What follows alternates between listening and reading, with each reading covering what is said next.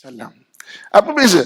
Apa beza kita pada hari ini sebagai umat Muhammad SAW dengan umat Nabi-Nabi terdahulu ketika kita mendapati ada setengah-setengah orang yahuduna fi ayatina, mengejek, mencaci dan merendah-rendahkan. Jadi pada pagi ini kita membicarakan mengenai surah Al-An'am ayat 68 dengan ayat 69 ya.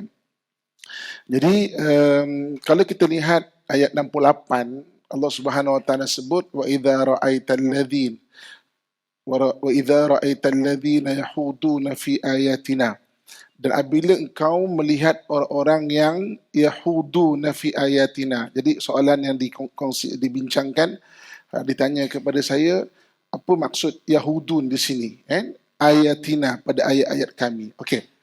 Kita sebagai orang Islam ada satu perkara yang sangat-sangat mulia, iaitu Al-Quran. Al-Quran diturunkan kepada bulan Ramadan, maka bulan Ramadan menjadi mulia. Al-Quran diturunkan kepada Nabi kita Muhammad SAW, maka Nabi kita menjadi semulia-mulia Nabi. Dan Al-Quran diturunkan kepada umat Muhammad SAW, maka umat Muhammad menjadi semulia-mulia umat. Kerana apa? Kerana Al-Quran adalah patah ayat dari Allah Subhanahu wa taala. Jika kita ingin bercakap-cakap seolah-olah bercakap-cakap dengan Allah, berdoalah dan dirikan solat. Tetapi kalau jika kita ingin seolah-olah Allah bercakap dengan kita, kita membaca Al-Quran. Sebab ayat-ayat Al-Quran itu adalah perkataan Allah dan dia berbicara dan bercakap dengan kita. Sebab itu orang yang membaca Al-Quran, hatinya akan menjadi lembut. Orang yang baca Quran, hatinya akan beri hidayah. Kenapa? Kerana Allah bercakap-cakap dengan dia. Jadi perkataan Allah Subhanahu wa taala yang bercakap-cakap dengan kita dalam Al-Quran, surah Al-An'am ayat 68 ni, ada di antara orang-orang kafir yahuduna fi ayatina. Apa maksud yahudun? Iaitu yang pertama, mereka mempermain-mainkan. Mana mempermain-mainkan? Dia make fun pada ayat Allah Subhanahu wa taala ini. Okey. Yang keduanya iaitu dia mencaci. Mencaci. Tak betul ini, apalah, ketinggalan zaman lah, out of date lah, maknanya mencaci. Okay?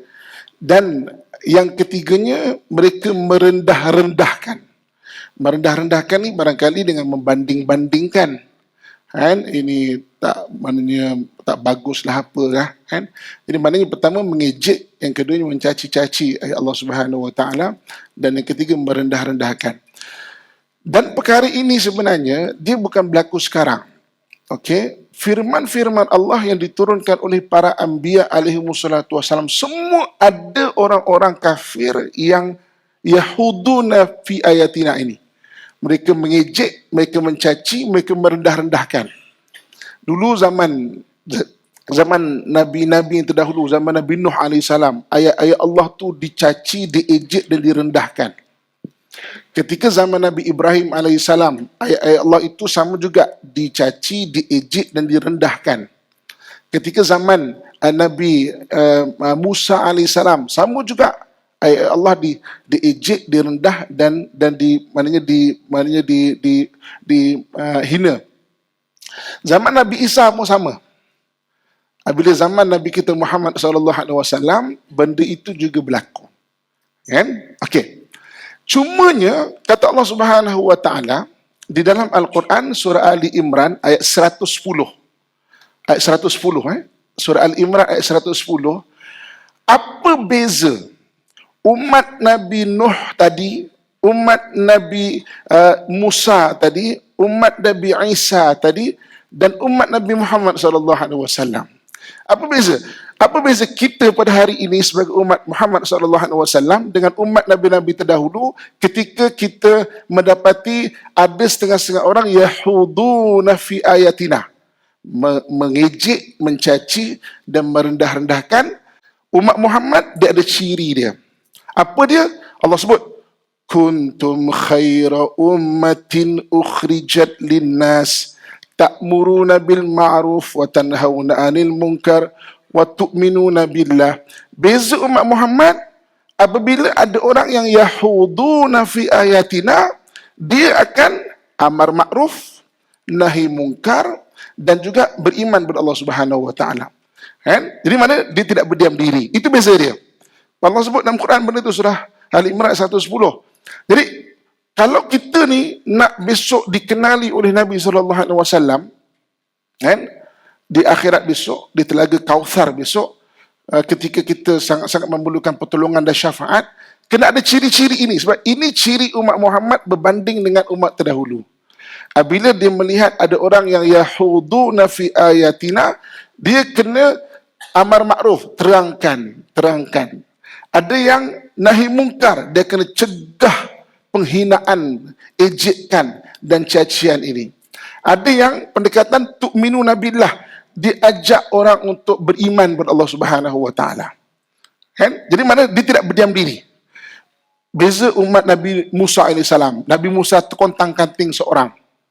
Beza dengan umat Nabi Nuh AS. Nabi Nuh terkontang-kanting seorang diri. Kan? Sampai Allah rakamkan dalam Quran kisah Nabi Nuh bagaimana dia mengeluh, dia bercerita, bersebut kepada Allah Subhanahu wa taala, aku ni berdakwah laila wa nahara. Bukan siang malam tau, malam siang. Laila wa nahara, malam siang. Nak ceritanya terbalik perkataan tu, bersungguhnya beribadah tu tak tidur, sambung siang. Kan? Kalau siang malam kita tahu kita akan tidur. Ini malam dan siang. Laila wa nahara. Kan? Seorang diri. Nabi Isa AS seorang diri. Tapi Nabi kita Muhammad SAW, dia ada umat yang akan mempertahankan. Ada umat yang akan mempertahankan. Satu hari, ada ketika Nabi balik daripada Isra' dan Mi'raj. Kan? Ayat pertama surah Isra', Allah sebut, Subhanalladzi asra bi'abdihi laylan minal masjidil haram ilal masjidil aqsa alladzi barakna hawlah. Maha suci Allah yang telah mengisrakan hambanya pada waktu malam daripada Masjidil Haram ke Masjid Aqsa yang kami berkati sekelilingnya.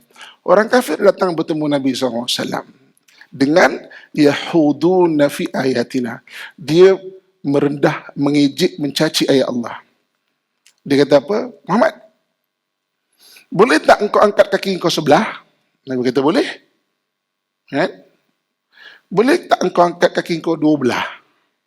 Tak boleh lah, jatuh lah. Kalau macam tu, macam mana engkau Isra' Mi'raj? Nampak tak? Yahuduna fi ayatina. Nabi kata apa? Oh, kalau nak tahu macam mana buat tu, kau tanya Sayyidina Umar. Tanya Sayyidina Umar. Betul, tanya Sayyidina Umar. Maka mereka gembira sebab Yahuduna fi ayatina. Kemudian mereka bertemu, ramai-ramai yang jumpa Sayyidina Umar ni. Wahai Umar, boleh tak engkau angkat kaki kau sebelah? Boleh? Dua belah boleh tak? Tak bolehlah, jatuh.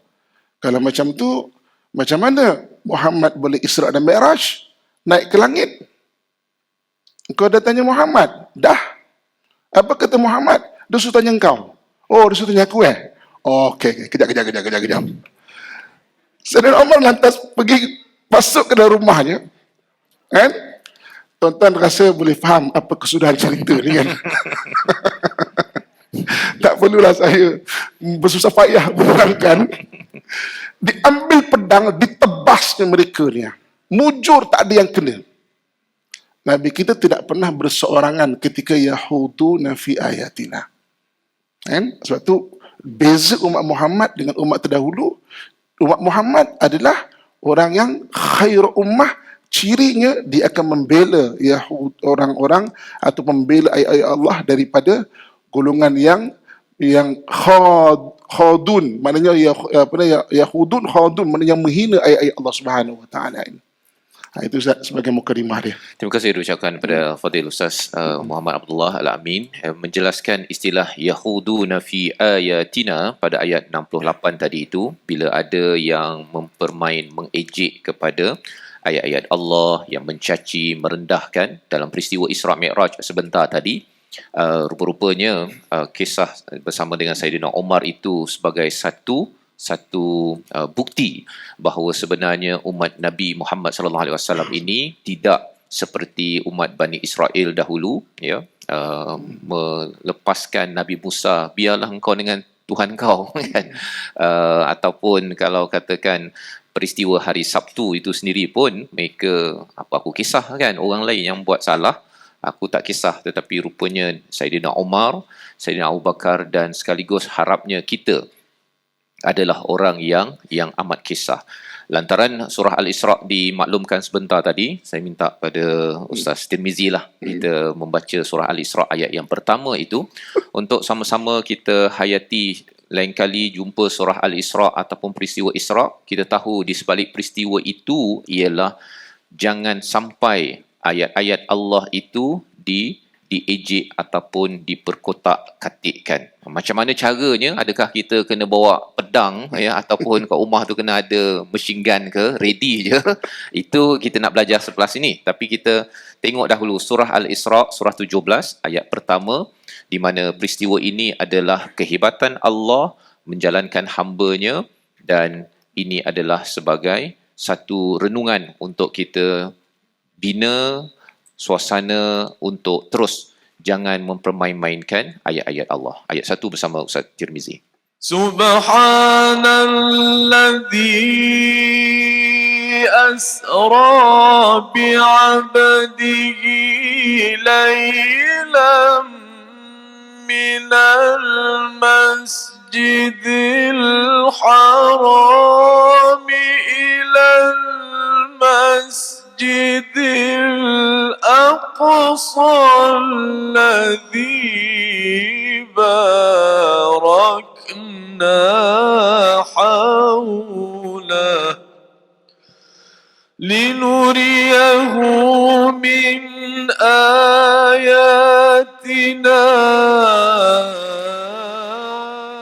إنه هو السميع البصير.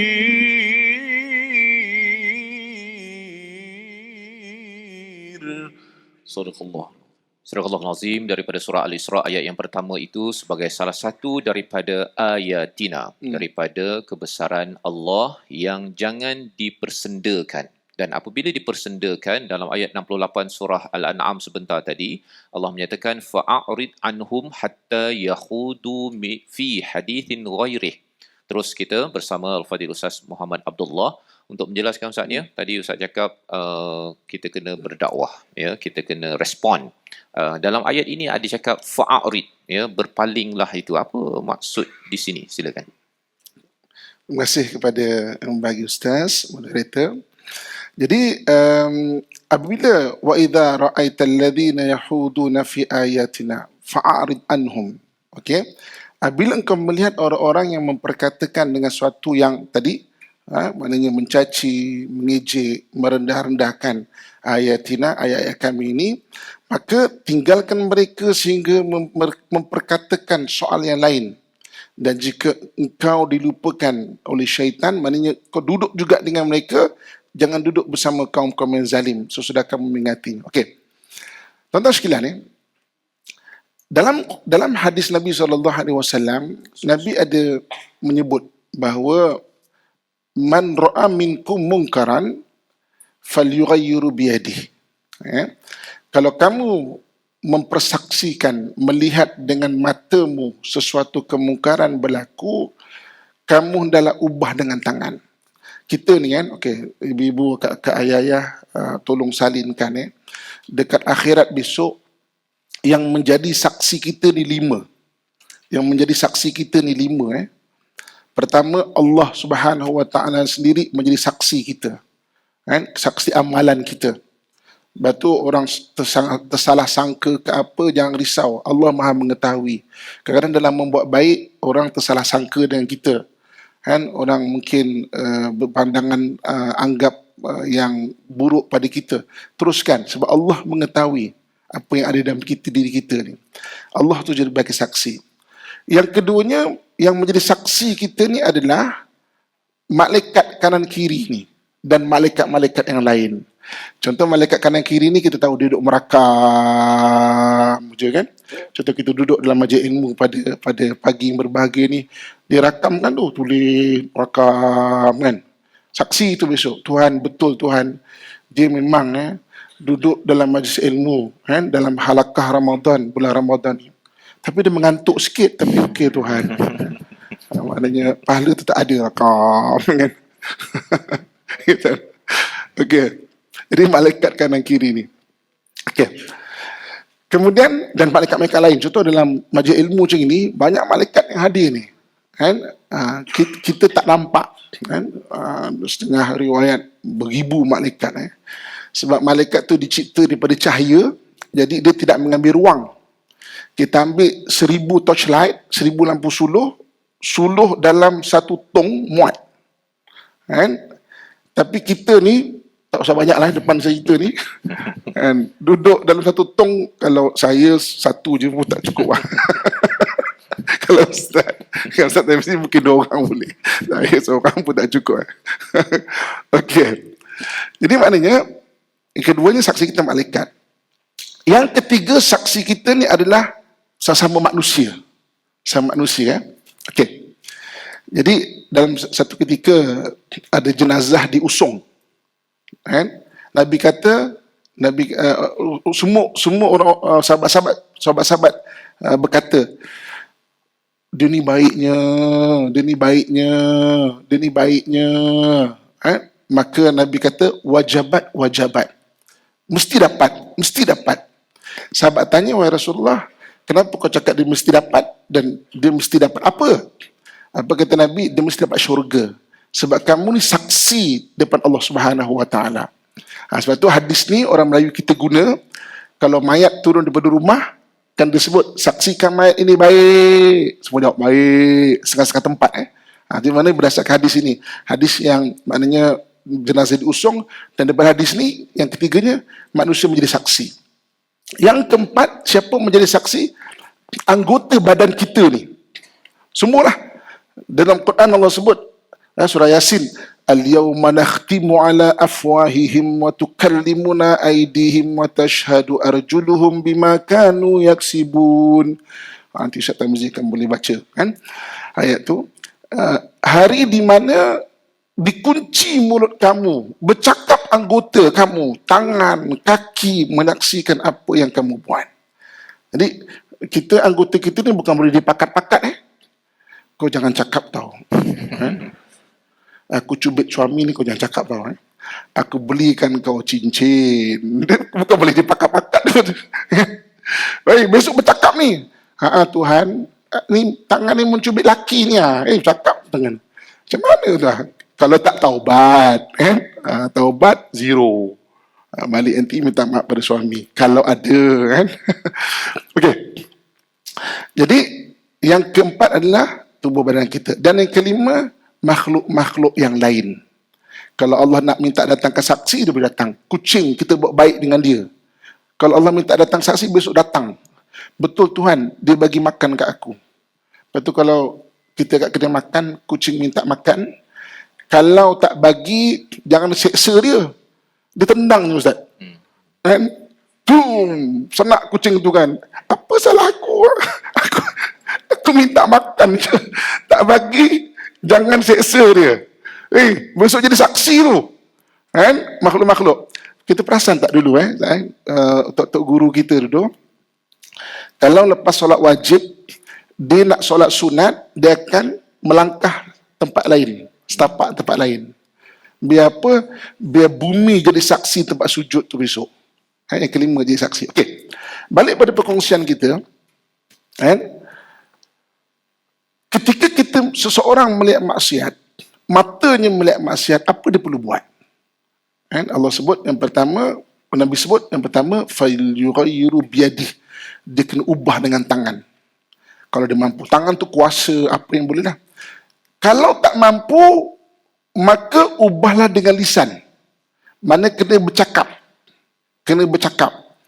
Kena menulis. Kan?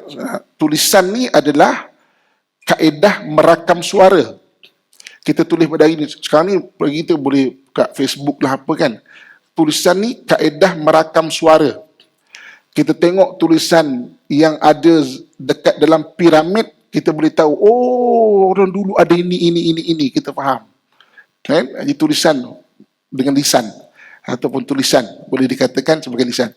Kalau tak mampu dengan hati, وَذَلِكَ أَضْعَفُ iman, itu serendah-rendah iman. Kenapa disebut serendah-rendah iman? Mana kalau tak dekat hati, tak ada iman. Jadi kita ni kena peka tau. Jadi apabila ada orang yahudu nabi fi ayatina, menghina-hina ayat Allah Subhanahu wa taala, fa'arid, palinglah kamu, jangan setuju. Jangan setuju terjemahannya apa? Falyughayyiru biyadih, dengan tanganlah. Kalau tak mampu dengan lisanlah. Kalau tak mampu dengan hati.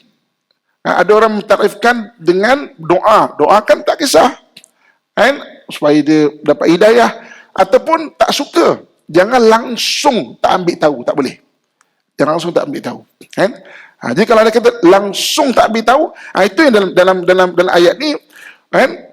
Wa imma yunsiyannaka syaitan, kamu terlupa nak berpaling.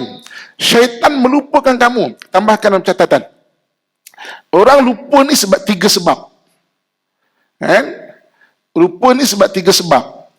Yang pertama, faktor kemanusiaan. Dah berumur, letak cermata ke atas ni, cari setengah jam. Dia cermata dah. Awak nampak cermata saya ke atas ni. Okey, faktor umum. Okey. Yang keduanya, orang lupa kerana faktor terlalu banyak urusan. Otak ni tak boleh nak kop banyak benda. Buat ni. Itu lupa betul kat mana? Lupa sungguh. Kan? Menyapu rumah. Telefon bunyi, selit menyapu kat sini lah. Okey. Lepas tu mana penyapu tadi ya? Sebab banyak buat benda. Kan? Satu, kemanusiaan itu terlalu banyak benda boleh lupa. Dan yang ketiga, syaitan lupakan. Wujudnya syaitan melupakan manusia.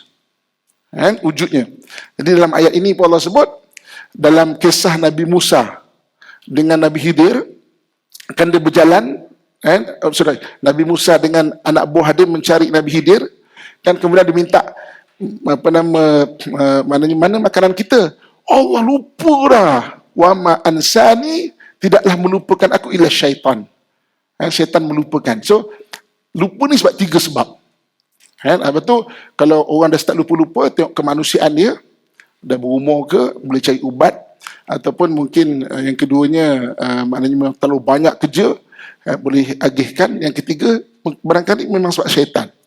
Jadi balik pada ayat ini, kalau kamu melihat orang menghina ayat Allah, fa'arid, hendaklah kamu tadi itu, kan? Ubah.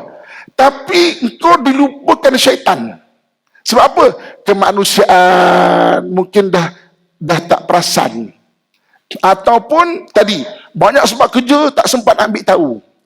Ataupun syaitan melupakan. Kan? Maka kalau syaitan melupakan engkau jangan duduk, kan? Maknanya dengan orang-orang zalim.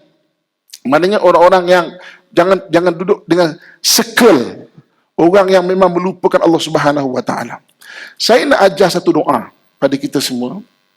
Macam mana nak supaya kita direzekikan sentiasa duduk di kalangan orang soleh? Kan? Saya nak ajar doa ni. Salin. Tapi saya yakin doa ni semua kita dah hafal. Tak percaya, kejap lagi kalau saya sebut, semua dah beria ni kan. Mampun, hafal lah Ustaz. Tapi yang tak hafal, salin. Apa doa tu bunyi? Siapa baca doa ini, dia akan duduk di circle ataupun kalangan orang-orang yang baik. Okey.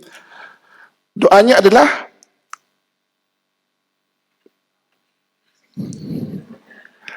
Allahumma hdini fi man hadait. Kan dah betul cakap kan? Allah Ustaz. Okey. Ya Allah, hidayahkan aku bersama orang-orang yang Engkau bagi hidayah. Wa afini fi man afait. Kau sihatkan aku dengan orang-orang yang sihat. Wa tawallani fi man tawallait. Bimbing aku bersama orang-orang yang Kau bimbing. Sebab itu, membaca doa kunut, kita tak usah ceritalah sunat ke, ataupun wajib ke, ataupun tak nak baca ke. Sebab dia salah satu daripada doa dalam solat, bacalah.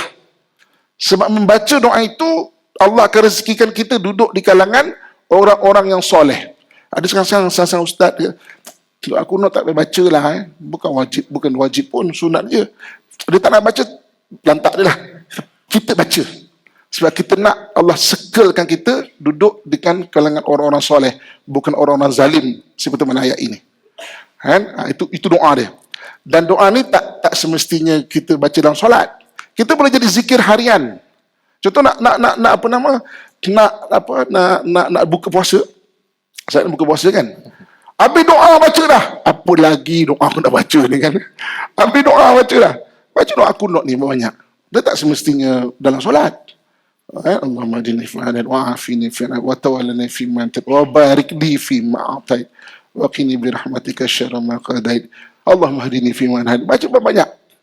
Itu doa direzekikan sekel-sekel yang baik. Kan? Jadi balik pada ayat ini, nampak orang yang yahudu fi ayatina fa'arid.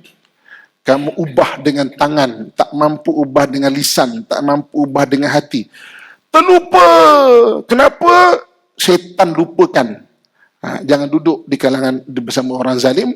Jangan duduk dengan sekel orang yang langsung tak ambil tahu pasal Islam ni. Wallahualam. Terima kasih diucapkan pada Fadil Ustaz Muhammad Abdullah menjelaskan tentang fa'arid anhum sebentar tadi, bagaimana untuk kita berpaling itu agar kita tidak menyokong kepada yahuduna fi ayatina, kepada orang-orang yang mengejek, yang merendah-rendahkan ataupun mencaci kepada ayat-ayat Allah Subhanahu wa taala. Dan dibekalkan tadi, jika syaitan, satu daripada 3 sebab yang menyebabkan kita lupa, ya, tetapi kalau syaitan menyebabkan seseorang itu terlupa, ya, bersama Ustaz, ya, bersama dengan orang-orang yang begini, maka kita kena pastikan jangan terus kekal dalam sekel persekitaran yang mengganggu iman ini, lantaran ini adalah formula penting untuk kita membina takwa.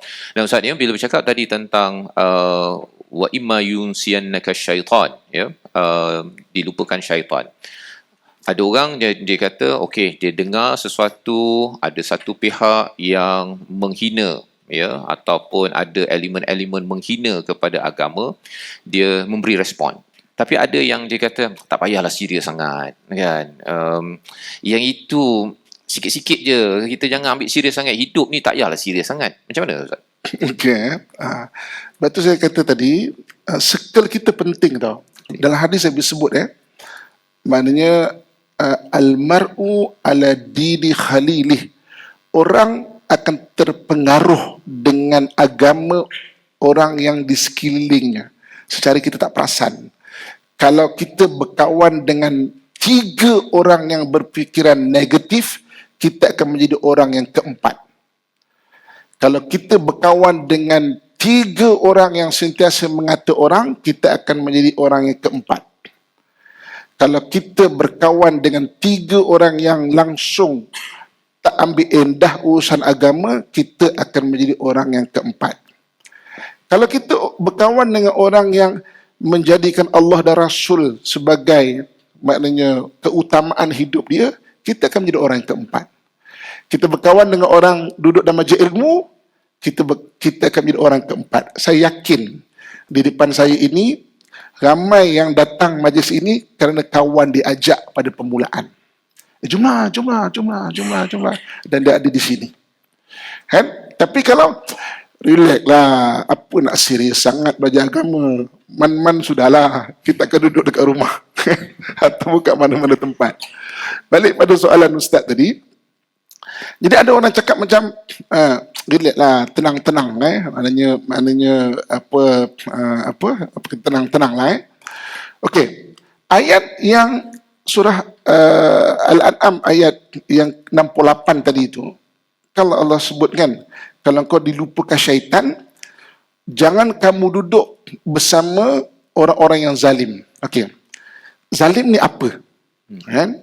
Zalim ni kita nampak macam zalimnya kau. Sebab apa kau pukul aku kan? Itu jahat. itu jahat Zalim ni adalah orang yang tidak meletakkan sesuatu pada tempat dia. Itu takrifan zalim menurut agama. Kan? Dia tak meletakkan satu pada tempat dia. Isteri sepatutnya dirahmati. Dia tidak merahmati isteri. Itu zalim. Kan? Suami sepatutnya dihormati. Dia tidak menghormati suami. Itu zalim. Sebab tu bukan zalim pada orang itu saja, tapi zalim pada diri. Sebab dia menzalimi diri dia tu. Dia buat benda yang akhirnya membahayakan akhirat dia. Kan? Jadi maknanya orang yang ini semua relax-relax lah kan. Apa nak kecoh-kecoh kan. Kan agama kita ni punya perkara. Dia tidak meletakkan ke tempat dia di orang yang zalim. Waktu Allah sebut wala taqudu ba'da dzikra, kau jangan duduk selepas kau ada hidayah ni ma'al qaumiz zalimin, bersama kaum-kaum yang zalim. Dia tak meletakkan, dia tak nampak keutamaan itu apa. Dia tak nampak. Tuan-tuan, saya, ustaz-ustaz di depan, semua ibu-ibu, ayah-ayah, abang-abang, kakak dan adik-adik saya sekalian, kita semua sedang menuju perjalanan ke akhirat. Suka ke tak suka, kita akan mati. Tuan-tuan sehebat Alexander the Great ke, yang menawan timur dan barat? Tuan-tuan sehebat Zulkarnain ke, yang disebut kisah dalam Al-Quran mengalahkan Gog and Magog ataupun Ya'juj dan Ma'juj? Kita tak sehebat mereka. Mereka hebat, tapi mana mereka? Mereka dikubur sekarang. So kita nak apa? Sedangkan dalam hadis Nabi sebut umur umat Muhammad baina sittin wa sab'in, 60 ke 70 average dia umur umat Muhammad. Ada yang kurang daripada itu. Ada yang Allah rezekikan lebih daripada itu. Umumnya 60 ke 70 average umat Muhammad. Berapa umur kita? Kita hari ini meninggal, kita tak balik kepada orang kita sayang. Kejap lagi kakak, ibu pesan kat laki, bang, awak sayang saya tak? Mestilah jawab sayang kan? Sayang. Kan? Kalau sayang, saya minta satu permintaan boleh tak? Apa dia? Kalau saya meninggal, abang jangan tanam saya boleh tak bang? Hei, pelik permintaan tu. Abang sayang ke tak ni? Okey, sayang. Okey. Kenapa? Saya takutlah kat kubur seorang-seorang bang. Saya takutlah. Habis tu, bang, abang kita beli peti ais besar. Kan? Abang pakaikan saya cantik-cantik. Telekong bang, yang ada tulis Malaysia belakang tu. Kita kan pergi kat Haji lah. Okay. Abang letak saya kat peti ais. Habis tu, letak kat tepi bilik kita bang. Hari-hari kita tanya laki kita, confirm akhirnya laki kita kata apa? Yelah. Tapi hari ini meninggal, pagi meninggal, petang dihantar pada Allah, tak balik pada orang kita sayang.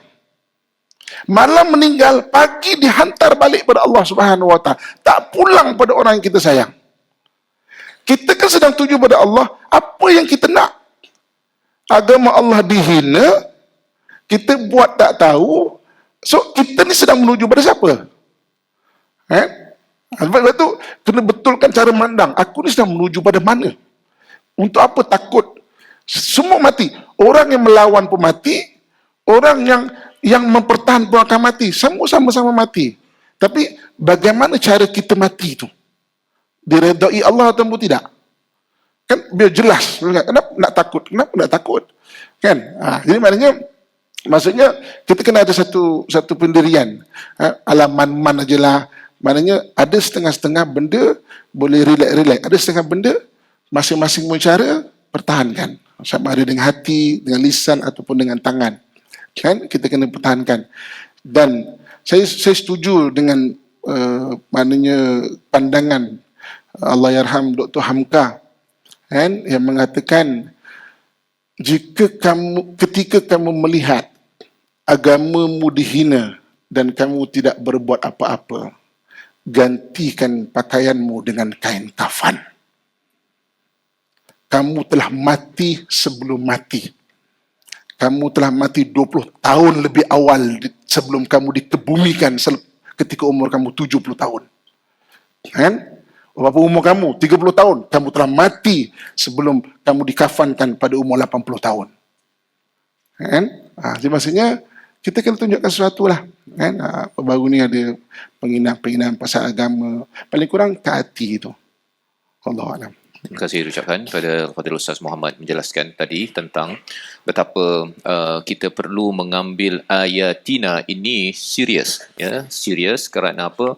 Kerana kita memang menuju kepada Allah Subhanahu Wa Taala. Itu yang kita dambakan lantaran orang yang kita sayang. Ustaz nyatakan tadi Ustaz ni letak peti air besar yang letak dengan cantik macam mana pun memang takkan disetujui oleh si siapa tadi, suami okay. Ataupun pada si isteri untuk menjaga suami yang disayanginya, lantaran kita semua akan kembali kepada Allah Subhanahu Wa Taala. Dalam ayat yang ke-69 Allah sambung dengan perkataan wa ma'alal ladzina yattaquna min hisabihim min syai'. Ya, selepas kita bercakap tadi ayat Allah kalau dihina kita kena berpaling dan tidak menyokong kepada penghinaan tersebut.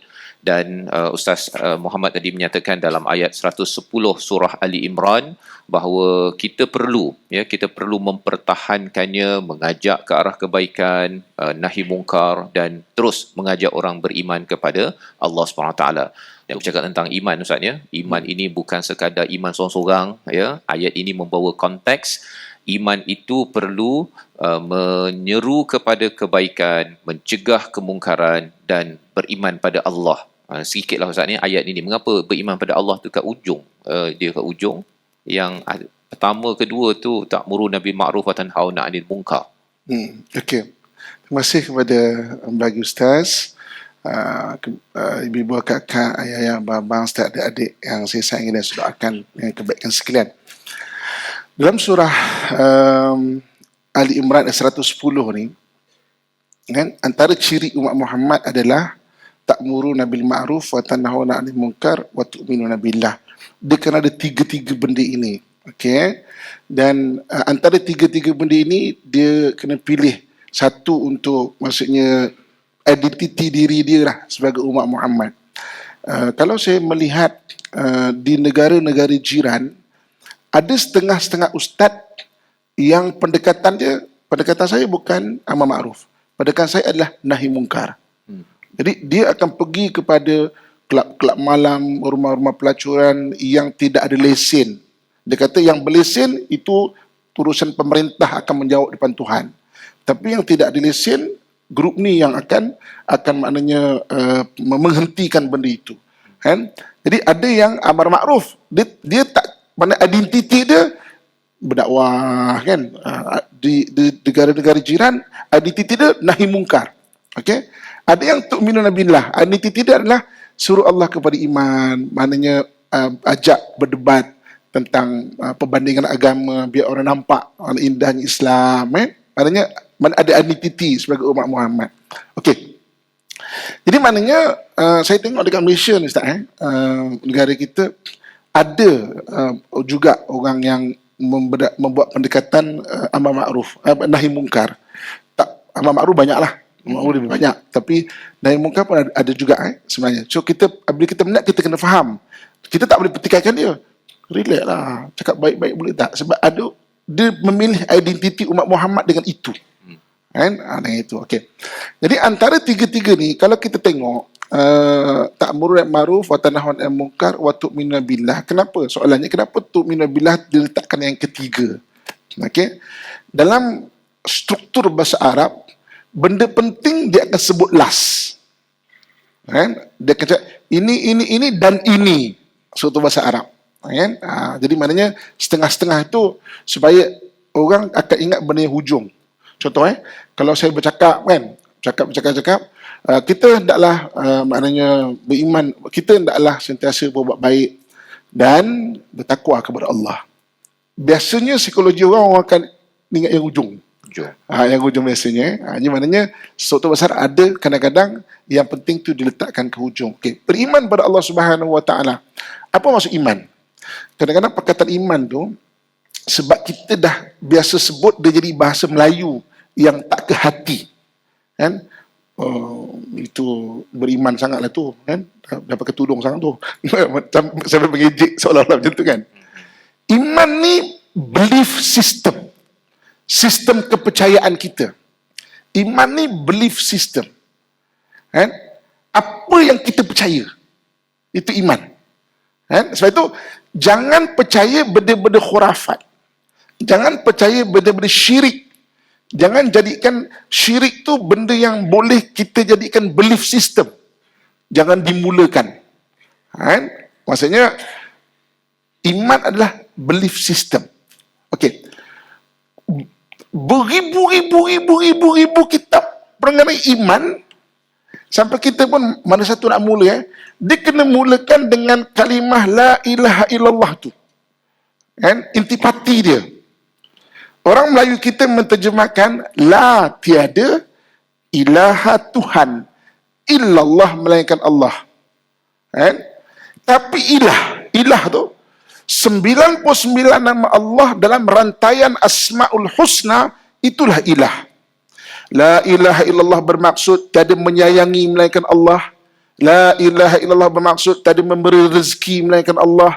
La ilaha illallah bermaksud tiada menyembuhkan melainkan Allah. La ilaha illallah bermaksud tiada memberi jalan keluar bagi masalah melainkan Allah. La ilaha illallah bermaksud tiada segala-gala melainkan Allah.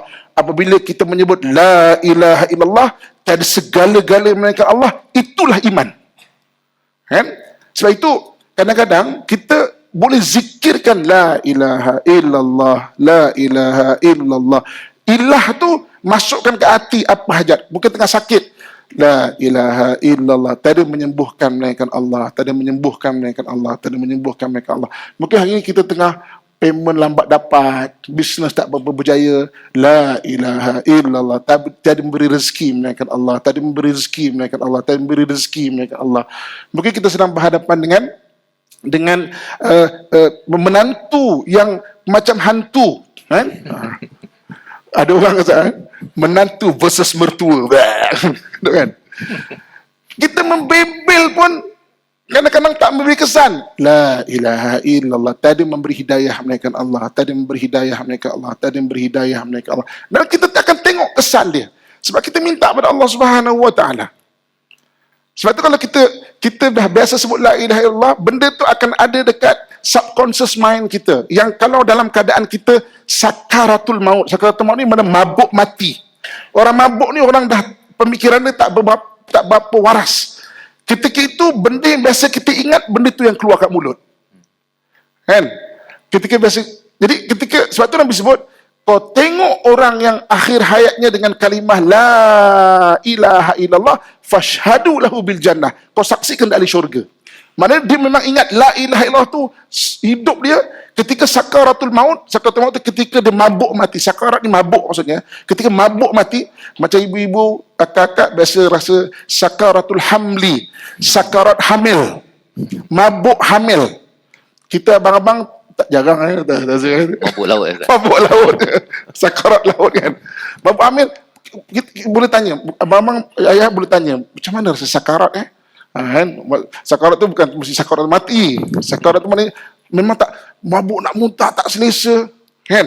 Itu ketika itu yang ingat benda yang biasa kita ingat. Jadi kalau kita iman, sistem kepercayaan kita memang betul-betul la ilaha illallah, betul-betul ilah tu kita terjemahkan dengan betul, kita memang sangat Masya Allah, Masya Allah, Masya Allah. Kita sangat-sangat luar biasa hebat dia. Sebab tu saya yakin ibu-ibu, kakak, ayah-ayah biasa berjalan, siapa pernah pergi kota Andalusia? Kota Andalusia ni tanah yang paling best dekat Eropah. Kenapa? Dia bahagian selatan, dia humid, dia tinggi. Jadi kalau musim sejuk, sedap ke sana. Itu pernah menjadi sebuah negara Islam. Andalusia ni negeri 8. Dari 8 negeri. Dia adik pada negeri 9 kat sini. 8 negeri. Cordova, Sevilla, Malaga, apa lagi ya? Maknanya dari 8 negeri. Okey?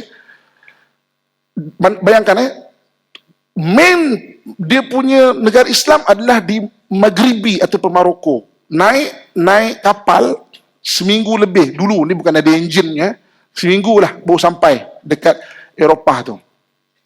Jadi mereka berhadapan dengan tentera-tentera Nasrani, tentera-tentera salib.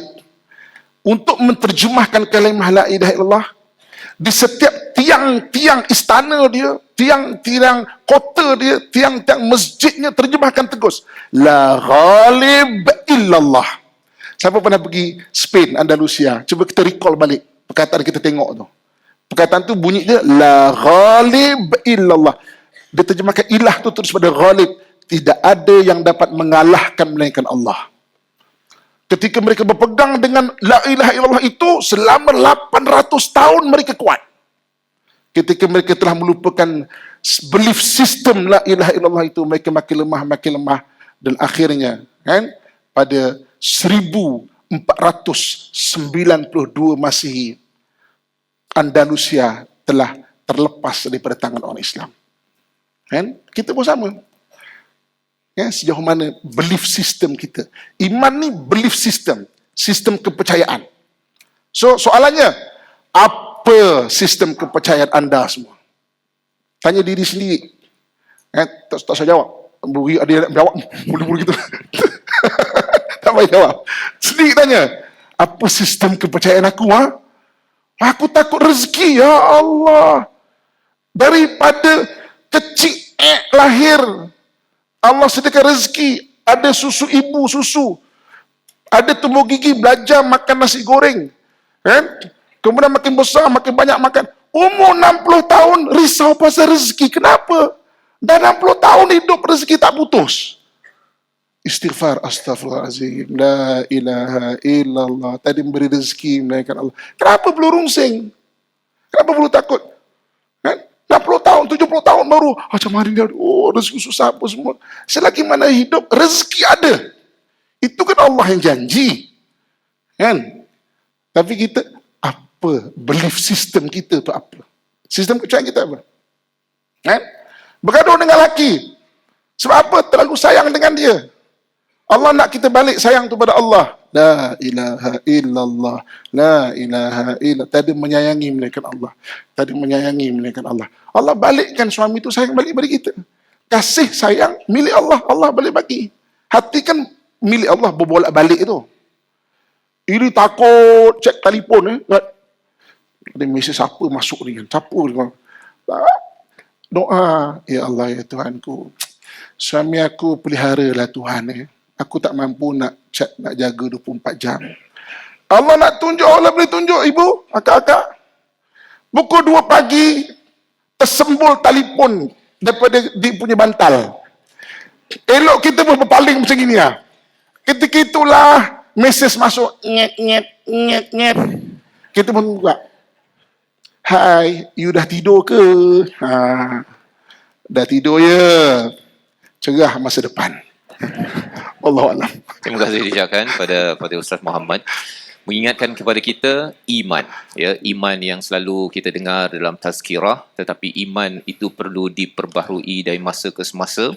Keimanan kepada Allah itu sebagai solusi, dan sudah tentu tadi ayat yang dibacakan, ayat 110 itu, iman itu diletakkan di hujung sebagai perkara yang penting, Ustaz ya. Sebahagian menyatakan waw yang ada di situ adalah waw al-bayaniyah yang menjelaskan, kalau wasta'inu bis sabri was salah, kita minta tolong dengan sabar dan salat, rupa-rupanya salat itu adalah puncak kepada kesabaran, puncak kepada sabaran. Jadi di sini kita tahu pentingnya iman, dan pada ayat yang ke-69 surah Al-An'am, kembali semula kita, Allah mengingatkan wama 'alal ladzina yattaquna min hisabihim min syai' walakin dzikra la'allahum yattaqun. Ayat 68 kita berjumpa dengan perkataan az-zikra. Ayat yang ke-69 Allah ingatkan lagi walakin zikra. Apa maksud zikra Ustaz ya? Dan bagaimana zikra selepas daripada ada orang mencaci, menghina ini, solusi untuk kita membina takwa. Silakan. Okey. Terima kasih bagi Ustaz. Ibu-ibu, kakak, ayah-ayah, abang-abang, ustaz adik saya ingin saya doakan dan kebaikan sekalian. Okey. Zikra ni kalau ikut maksud dia adalah ingat. Peringatan. Zikir. Bahasa Melayu kan sebut zikir kan. Jom kita tahlil ada zikir malam ni. Zikir tu ingat. Okey. Hidup kita ni, okay, Allah aturkan biar kebanyakan masa kita ingat Allah. Kan? Ada zikra pada Allah Subhanahu Wa Taala. Sebab itu solat itu diulang-ulang adalah untuk ingat Allah Subhanahu Wa Taala. Allah sebut dalam Quran, aqimis salata li zikri. Ingatlah Allah dirikan solat untuk mengingati aku, kata Allah Subhanahu Wa Taala. Ibu-ibu, kakak, tuan-tuan sekalian ni, hari ni kalau kita tengok orang membuat satu benda berulang-ulang, kenapa? Kan? Main badminton. Hari-hari main badminton. Kenapa? Biar mahir. Masuk pertandingan boleh menang. Kan? Orang, kalau ketika tengah ada pertandingan letua di Langkawi, kan? Kita punya tim Malaysia, kejap-kejap nampak kat Shah Alam, kejap-kejap nampak kat Kelang, kejap-kejap nampak dekat PJ, hari-hari tu mengayuh basikal. Supaya apa? Tujuannya untuk mahir masuk pertandingan boleh menang. Tapi kita solat pada hari ini berulang-ulang bukan untuk kita mahir dalam solat. Ada untuk mahir dalam solat. Kan? Kau nak tengok kan? Orang yang mahir solat ni tu haji tu. 50 tahun dia sembahyang tau. Mahir dia sembahyang. Sebab tu dia sembahyang laju, dia mahir sembahyang. Kita sembahyang bukan untuk mahir dalam solat. Untuk aqimis solat tali zikri, untuk ingat Allah Subhanahu Wa Taala. Kita bangun tidur ada doa. Apa tujuan doa? Untuk ingat Allah Subhanahu Wa Taala. Okey, jadi hidup kita ni diajar untuk kita sentiasa ingat Allah. Orang kalau ingat Allah ni, Allah bagi hadiah dekat dia. Apa hadiah Allah Subhanahu Wa Taala? Ketenangan. Dan tenang ni tak boleh beli kat kedai tau. Kalau tenang tu boleh beli, bulan Ramadan ni habis habis bazar Ramadan. Dek, tenang dek. Allah habis bang, pukul 3 lagi habis dah. Allah. Esok tempah 2 kilo dek, tenang. Tenang tak boleh beli. Tenang Allah kurniakan. Allah sebut dalam Quran ni tau. Wa anzalallahu sakinata fi qulubil mu'minin. Allah lah yang menurunkan ketenangan di hati orang-orang beriman. Liyazdadu imanam ma'a imanihim. Untuk Allah tambahkan nikmat iman pada nikmat iman yang sedia ada. Saya nak kongsikan satu rahsia. Kita-kita je. Kan? Kita-kita je. Allah kalau nak bagi seorang itu syurga di akhirat, Allah akan bagi syurga di dunia lagi. Apa syurga di dunia? Ketenangan. Sebab itu tenang disebut sebagai al-jannatul ajilah, syurga yang didahulukan. Allah kalau nak bagi seorang tu neraka ke akhirat, na'uzubillah, Allah akan bagi neraka tu di dunia lagi. Apa neraka di dunia? Ditarik ketenangan hati. Sebab itu Namrud sebelum Allah hancurkan zahirnya dengan nyamuk, pertama ditarik adalah ketenangan hati dia. Tak tenang, nanti Ibrahim nanti melawan aku, nanti aku punya kerajaan runtuh, tak tenang, tak boleh tidur sebab Allah tarik ketenangan dia. Firaun pun sama. Firaun sebelum Allah hancurkan dia di Laut Merah, pertama Allah tarik ketenangan hati dia dulu. Sebab itu kita boleh cek, kan? Kita ni tenang ke tak hidup kita? Kalau tak tenang, kita kena cek zikra tadi tu. Ada tak kita ingat Allah Subhanahu Wa Taala? Sebab Allah sebut dalam Quran, Allah kata apa? Allah kata ala bi zikrillahi tatma'innul qulub. Ingatlah dengan mengingati Allah, hati akan menjadi tenang. Kita kena ingat Allah. Selaku manusia kita lupa. Kadang-kadang lupa kan?